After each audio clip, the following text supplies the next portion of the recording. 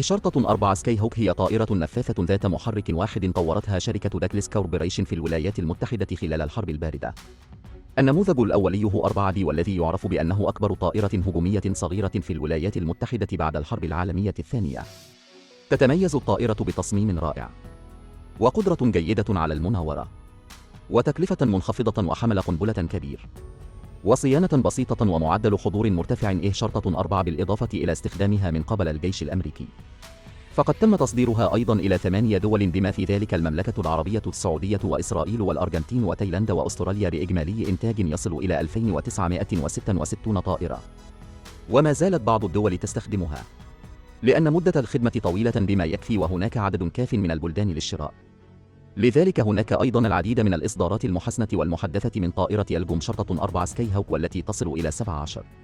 جسم الطائرة الهجومية من طراز شرطة 4 سكاي هوك صغير جدا، يبلغ طول جسم الطائرة 1222 مترا فقط، ويبلغ طول جناحيها 838 مترا، وارتفاعها 457 مترا. ورغم أن جسم الطائرة ليس كبيرا، إلا أنه يمكن تثبيته جيدا. هناك 3 نقاط صلبة خارجية فقط، لكنها يمكن أن تحمل 18 قنبلة بوزن 113 كيلوغراما. يمكن أن تصل الحمولة القصوى إلى 4156 كيلوغراما، ويمكن أن تحمل مجموعة متنوعة من القنابل لأداء مهام مختلفة بما في ذلك قنابل شديدة الانفجار، قنابل عنقودية، صواريخ أو صواريخ غير موجهة إلخ، ويمكن أن تحمل أيضا قنبلة نووية MK-12 في الواقع. في البداية تم استخدام طائرة هجومية من طراز شرطة 4 لإلقاء قنابل نووية، وتم تغيير موقعها لاحقا إلى طائرة تقوم بإلقاء قنابل تقليدية. أما من حيث الأسلحة، فبالإضافة إلى 3 نقاط صلبة خارجية الموجودة أسفل الأجنحة، يتم تركيبها أيضا في الجذر من الأجنحة على كلا الجانبين مدفعان كولة MK شرطة 1 2 عيار 20 ملم، كل منهما به 200 طلقة، غنيان جدا بالهجوم من حيث القوة. استخدمت جميع الهجمات المبكرة من طراز شرطة 4 محركات جيه 65W شرطة 1 6 النفاثة. المحرك لديه قوة دفع 342 كيلو نيوتن، ومع ذلك نظرا لأن موثوقية هذا المحرك ليست جيدة، فمن السهل جدا كسرها، كما أن الصيانة ليست مريحة. لذلك تم استبدال الطرز اللاحقة بمحركات توربينية نفاثة عادية من طراز جي 52 مزدوج المحور، ومن بينها يمكن لأحدث جي 52 بشرطة 4 تحقيق قوة دفع تبلغ 498 كيلو نيوتن. ولا تزال القوة جيدة جدا، يمكن أن تصل طائرة الهجوم شرطة 4 سكاي هوك إلى تصل السرعة القصوى إلى 1083 كيلو مترا في الساعة، وأقصى مسافة إبحار 3220 كيلو مترا. تتبنى طائرة الهجوم شرطة 4 سكاي هوك هيكلا شبه صلب في تصميم جسم الطائرة، والذي يقسم جسم الطائرة إلى جزئين أمامي وخلفي قابلين للفصل. يمكنه إزالة الذيل الخلفي مباشرة، وهو أمر مناسب لصيانة المحرك، وهذا هو السبب الرئيسي والذي نقول إنه سهل الصيانة. تحتاج فقط إلى سرب واحد لإكمال جميع أعمال الصيانة والإصلاح لهيكل الطائرة. شرطة 4 سكاي هوك مآخذ الهواء الهجومية للطائرات على جانبي قمرة القيادة. الموقف مرتفع نسبيا، غطاء قمرة القيادة يشبه المحارة، من خلال المفصلة يمكن فتحها إلى الوراء، في حين أن قمرة القيادة مجهزة أيضا بمقاعد المنجنيق، مما يحسن معدل بقاء الطيار في تصميم الجناح للجناح الرئيسي لطائرة الهجوم شرطة 4 سكاي هوك، باستخدام تصميم أحادي السطح منخفض مثلث. يبدو الجناح صغيرا جدا ولا يشغل مساحة كبيرة، في حين أن هناك لوحات سرعة على كلا الجانبين، ولكن من المظهر غريب بعض الشيء.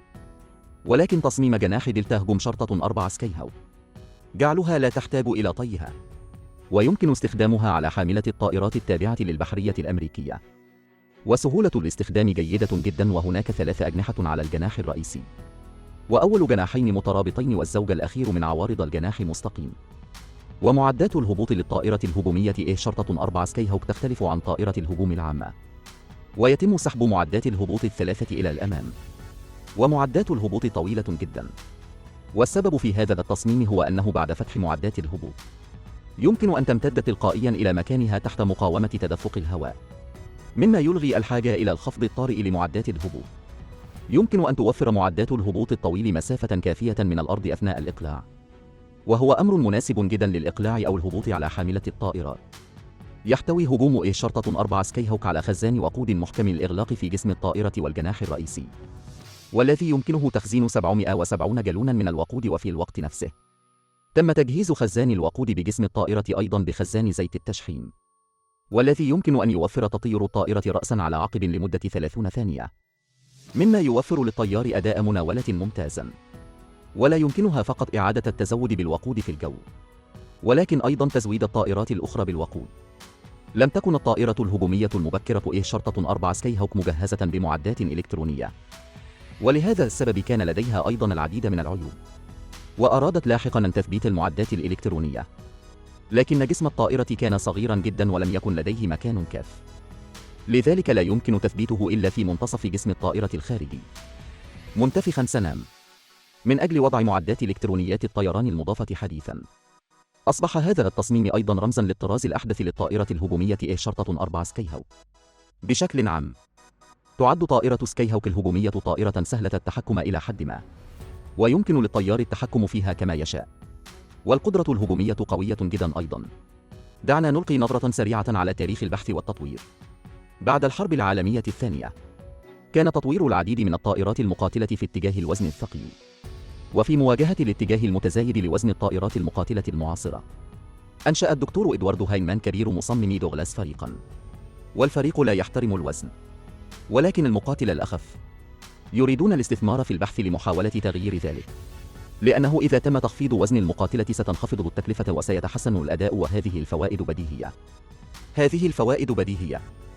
عندما تم تأسيسها طرحوا فكرة غريبة: بنية تصميم مقاتلة نفاثة تزن أكثر من 3000 كيلوغرام فقط.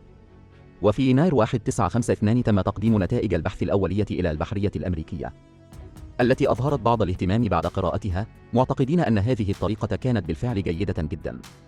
ولكن في هذا الوقت كانت البحرية الأمريكية قد تلقت بالفعل العديد من المشاريع المقاتلة، لذلك اقترحت البحرية الأمريكية أن يستخدم دوغلاس نفس فكرة التصميم لتطوير طائرة هجومية قائمة على حاملة الطائرات.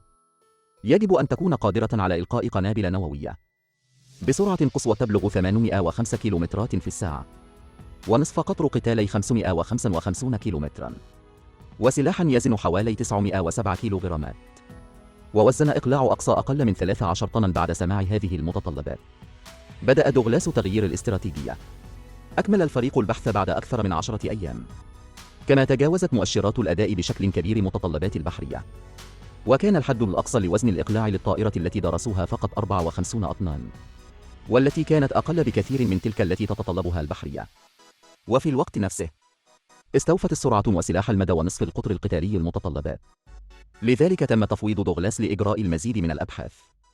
بعد إجراء مزيد من البحث تم إنتاج النموذج الأولي رسميا في أكتوبر 1952 بالاسم الرمزي XT4D-1 في فبراير 1954. تم طرح النموذج الأولي رسميا من خط الإنتاج وأطلق عليه اسم تياينين بعد إجراء مزيد من الاختبارات. في أغسطس من نفس العام تم إطلاق نموذج الإنتاج E4D-1 في عام 1957. تم وضع نموذج الإنتاج في الخدمة رسميا، وتم إعادة إنتاج العديد من الطرز في الخدمة.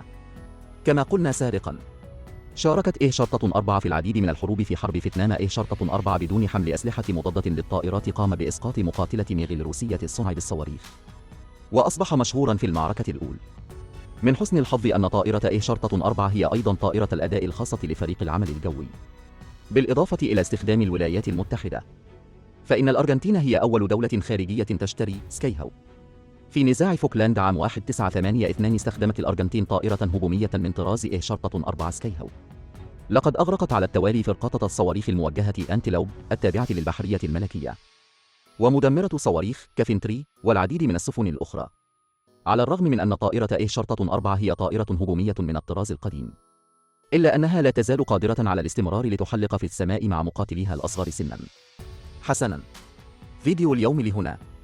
إذا كانت لديك أي أسئلة فلا تتردد في النقر فوق منطقة التعليق ومناقشتها معك. شكرا للمشاهدة.